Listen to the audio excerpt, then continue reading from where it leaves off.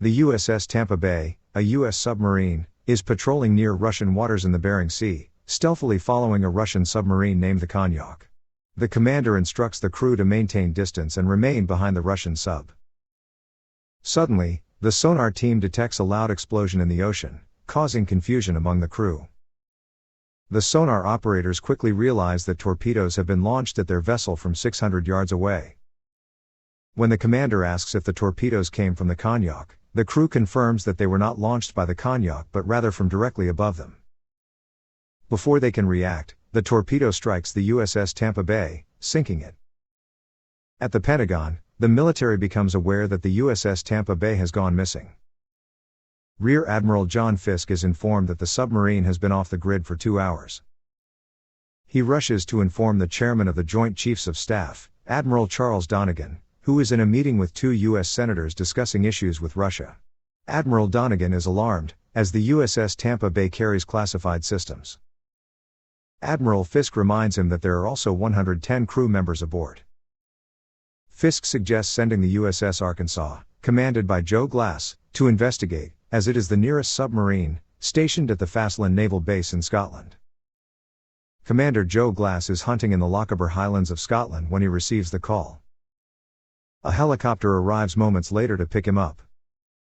As Glass admires his submarine, his executive officer, XO Edwards, arrives with top-secret orders. Upon reviewing the orders, Commander Glass instructs XO Edwards to assemble the crew immediately and prepare to board the submarine. The crew is awed by the power of their vessel.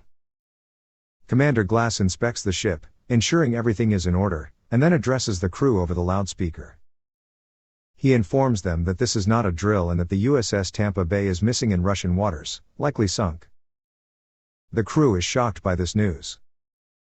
Back at the Pentagon, NSA agent Jane Norquist meets with Admiral Fiske. She informs him that she will be briefing the president in an hour and demands details about the situation.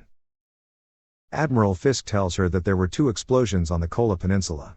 Agent Norquist is alarmed upon hearing the location and reveals that the NSA has been closely monitoring Russian President Nikolai Zakharin, who was headed to the Kola Peninsula for a scheduled meeting with his defense minister, Dmitry Durov, before the explosions occurred.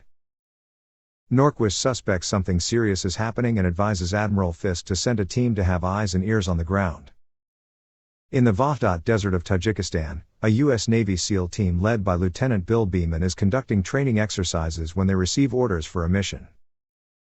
On the USS Arkansas, Commander Glass gives the order to submerge and begin the journey towards Russian waters. At the Polyerny Naval Base in Russia, President Zakharin's helicopter lands, and he is greeted by Defense Minister Durov, who briefs him on the situation with the U.S. and escorts him away. Aboard the Navy SEAL plane en route to Russia, Lieutenant Beeman instructs his team to place their dog tags and personal belongings in a box, warning them that if they are caught on the wrong side, they never existed. In the Kola Peninsula, the USS Arkansas is now 40 miles from the Russian coast. The crew informs Commander Glass that they should be directly over the USS Tampa Bay's location. He orders the deployment of the C-scan drone. After a brief search, the underwater drone locates the sunken submarine, revealing the bodies of the crew floating inside. As the drone continues, it discovers a large hole, likely caused by a torpedo. Commander Glass immediately orders his crew to man their battle stations and sends a message to base, confirming that the USS Tampa Bay was sunk by enemy action. As the crew scrambles to their positions, the sonar team detects a noise in the ocean. They head toward the source of the noise but soon hear another sound, this time from above. The Russian submarine, the Volkov, is hidden beneath an iceberg, directly above the USS Arkansas. The Russian sub-commander orders torpedoes to be launched at the USS Arkansas. The sonar crew quickly detects the incoming torpedoes and deploys countermeasures while launching their own torpedo in search of the enemy submarine. Their torpedo circles the area but initially fails to locate the enemy. Commander Glass orders the torpedo to search at a higher elevation. As it rises, they spot the nose of the Russian sub and successfully direct the torpedo toward it, destroying the Volkov. The crew briefly celebrates but soon realizes that the torpedoes launched by the Russian sub are still heading toward them. Commander Glass orders the sub to dive sharply toward the ocean floor. The crew is skeptical but follows his orders. Just before impact, Glass orders a sharp turn toward the sunken Tampa Bay and then another sharp turn away, narrowly avoiding collision and causing the torpedoes to strike the wreckage of the Tampa Bay instead. As the crew regroups, the sonar team detects more noise in the water. Back at the Polyerny Naval Base, a Russian officer informs President Zakharin and Defense Minister Durov that the Americans have sunk the Volkov. Durov suggests preparing for war, but President Zakharin insists on speaking with the American president first. In the air, the Navy SEALs reach their destination and begin parachuting down. Lieutenant Beeman notices that one of the men is struggling to open his parachute and descends quickly to assist him. They all land unnoticed and begin preparations for their mission. Aboard the USS Arkansas, the crew sends the C-scan drone to investigate the source of the sonar noise. The drone discovers a sunken Russian submarine. The crew initially believes that the Tampa Bay must have sunk it before being hit, but Commander Glass observes that the damage was caused by an internal explosion, indicating sabotage. Further investigation reveals that the noise detected by sonar is coming from inside the submarine. Commander Glass orders a search and rescue mission, despite the crew's reluctance, as they believe the enemy sub doesn't deserve to be saved. Glass insists, wanting to interrogate any survivors. 2 sailors descend in a mini-sub and successfully connect to the Russian submarine, rescuing the captain and 2 crew members, the sole survivors. Commander Glass orders the crew to treat the Russians for hypothermia and secure them as prisoners of war. On the ground, the Navy SEALs reach their destination and begin monitoring the area. They stream live video feed via satellite to the command center, where the team begins identifying individuals on the ground. They spot Russian President Zakharin and Defense Minister Durov. As President Zakharin monitors his army's movements, Admiral Durov enters the room with a group of armed men, informing Zakharin that Russia is in imminent danger. Durov reveals that he has sealed off the base and cut all communication. Zakharin, shocked by this unauthorized action, insists that he must inform his ministers, parliament, and generals. However, Durov calmly responds that he has already informed them that Zakharin has been incapacitated and is now under his care. Realizing a coup is underway, Zakharin attempts to leave, but Durov's men draw their weapons on him and his bodyguards. As Zakharin's security team tries to defend him, Durov's men shoot and kill Zakharin's head of security. Durov declares that, from now on, all orders will come from him. Enraged, Zakharin tries to punch Durov, warning him that he'll be executed for treason. Durov coldly replies that by then, they'll be at war, and everything else will be forgotten. Meanwhile, Lieutenant Beeman watches the events unfold through his binoculars, which are live-streamed to the U.S. Department of Defense. Durov's men escort Zakharin's bodyguards to the pier, execute them, and dump their bodies into the ocean, all in full view of the United States. President Dover of the U.S. convenes an emergency meeting with her cabinet and generals to decide on the next course of action. Admiral Charles Donegan suggests going to DEFCON 2 and deploying their ships to confront the Russian fleet. However, Agent Norquist cautions that they are dealing with a rogue Russian minister, not the entire Russian government. She advises patience, angering Donegan, who believes immediate action is necessary. Admiral Fisk steps in, proposing a plan to extract the Russian president using Navy SEALs who are already on site. After considering all opinions, President Dover orders the U.S. military to go to DEFCON 2 and position the carrier fleet, but she also authorizes Fisk's rescue mission to avoid full-scale war. Back on the USS Arkansas, Commander Joe Glass informs his crew of their mission to rescue President Zakharin. His executive officer, X.O. Edwards, is against the mission, arguing that the area is heavily mined and filled with sensors, making it impossible to enter undetected. Glass agrees but states that they will need the help of Captain Andropov, the Russian submarine commander, to succeed. Glass enters Andropov's quarters and shows him evidence that his submarine was not attacked by the U.S. but sabotaged from within, causing the explosion. Andropov, though initially skeptical, is shocked by the revelation. Glass insists they are not enemies, but that the true enemy is the one who sabotaged the sub and is orchestrating the coup. Glass explains the mission to rescue Zakharin and pleads for Andropov's assistance. Still hesitant, Andropov is reminded that Glass risked a court-martial to save his life, leading him to reconsider. In Russia, one of Durov's officers alerts him to an unauthorized transmission near the base. Durov orders his men to investigate. They search the tower where the SEALs are hiding, and one of Duroff's men opens fire, hitting a SEAL in the leg. Despite the pain, the SEAL remains silent until the men leave. Once the area is clear, the SEALs begin treating the wound, thankful that the bullet missed the bone. Lieutenant Beeman briefs the SEALs on their mission to rescue President Zakharin and the arrival of the USS Arkansas. The men are surprised that a U.S. submarine will enter such deep Russian waters. As the USS Arkansas approaches the Kola Peninsula, Commander Glass delivers his final words of encouragement to the crew. Captain Andropov, now willing to help, steps forward. Glass orders XO Edwards to set Andropov up with the necessary information, though Edwards strongly objects, warning that sharing classified information with a Russian could lead to a court-martial.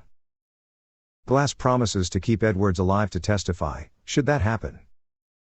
Andropov examines the monitors and guides the crew on a safe path to avoid underwater mines. The USS Arkansas slowly navigates through the waters, with the crew anxiously awaiting the next move. Upon reaching an area with sound sensors, Commander Glass orders complete silence. In the torpedo room, a loose bolt begins to rattle, threatening to trigger the sensors. The crew quickly tightens it, and one of the men catches a dropped wrench just before it hits the floor. As they reach a heavily mined area, Andropov suggests an alternative route. Edwards, suspicious, fears they are being led into a trap, but Andropov insists their chart is incorrect. They proceed, and the crew is relieved when the sonar confirms an opening. The Navy SEALs then enter the water and make their way toward the building where Zakharin is held. Once ashore, they encounter what appears to be a dead body, only to discover it is Oleg, a Russian Presidential Security Service agent who survived the attack. After a brief standoff, the SEALs and Oleg realize they are on the same side, and Oleg offers to help rescue Zakharin. The team climbs the building, enters through the balcony, and neutralizes the guards inside. They blow open the door to Zakharin's room, and after a fierce firefight, begin their descent with the president. Oleg stays behind to cover their escape but is gunned down after pulling the pins from several grenades, taking out many of Duroff's men. As the SEALs escape, one of them, Devin, is shot and killed. Aboard the USS Arkansas, Commander Glass sends 2 men in a mini-sub to pick up the SEALs and the president. The SEALs race to the rendezvous point under heavy fire from Duroff's men, who have them pinned down. Just as hope fades, Martinelli, the team sniper, begins picking off the enemy one by one from a distance. Lieutenant Beeman and Matt manage to get Zakharin to the coast and dive into the water, swimming toward the rescue sub. However, Matt is killed by gunfire from Duroff's men as they swim. Beeman gets Zakharin aboard the sub but returns to save Martinelli. Duroff is informed that Zakharin has escaped, enraging him. He orders a complete lockdown of the waters. Inside the Arkansas, the sonar team detects a Russian destroyer directly above them. Andropov informs the crew that he knows the ship well, as he trained its captain. The destroyer begins firing on the Arkansas, forcing it to dive to the ocean floor, where it kicks up a cloud of sand, causing the torpedoes to narrowly miss. On land, Martinelli is cornered and about to be executed when Lieutenant Beeman arrives just in time to save him. Back on the Arkansas, the ship suffers multiple leaks from the destroyer's attacks. A torpedo falls and pins one of the men, and as the crew helps lift it, the noise alerts the destroyer, which circles back to locate the Arkansas. Commander Glass is informed that none of their weapons are operational due to flooding in the torpedo room. Moments later, the sonar crew reports that the destroyer has locked onto them. The situation appears dire, and the crew feels hopeless. Commander Glass asks Captain Andropov to call the destroyer and explain the situation. Glass believes the crew will be loyal to Andropov. Andropov gets on the phone and begins naming the crew members one by one, telling them that he is aboard the USS Arkansas with President Zakharin and ordering them to hold their fire.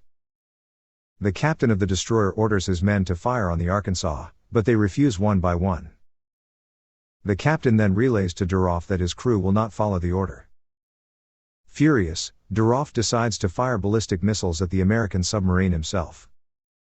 On the Arkansas, the crew manages to fix the problem in the torpedo room, making their weapons operational again. Admiral Fisk calls Commander Glass and authorizes him to engage, but Glass hesitates, knowing that firing back will start the war Duroff desires. As missiles are launched from the Russian naval base toward the USS Arkansas, the crew alerts Commander Glass that they can launch their torpedoes to intercept. But Glass remains silent. The crew begins a 5-second countdown to impact, but just before the missiles hit, they are shot down by the Russian destroyer's close-in weapon system. The crew aboard the Arkansas is stunned by what just happened. Seconds later, 2 missiles are launched from the destroyer, this time targeting the Russian naval base. Durov watches in disbelief from his window as the missiles approach. On the Arkansas, the crew, still in shock, begins celebrating. President Zakharin asks Commander Glass how he knew the destroyer would fire on the missiles. Glass admits that he didn't know, he only hoped. Agent Norquist then announces that Russia is once again taking orders directly from President Zakharin. Back on the USS Arkansas, Captain Andropov shakes Commander Glass's hand, acknowledging the remarkable feat they just accomplished. He tells Glass that he must get back to work, and Glass replies that he can't think of any captain who could have done what Andropov just did, except for Andropov himself.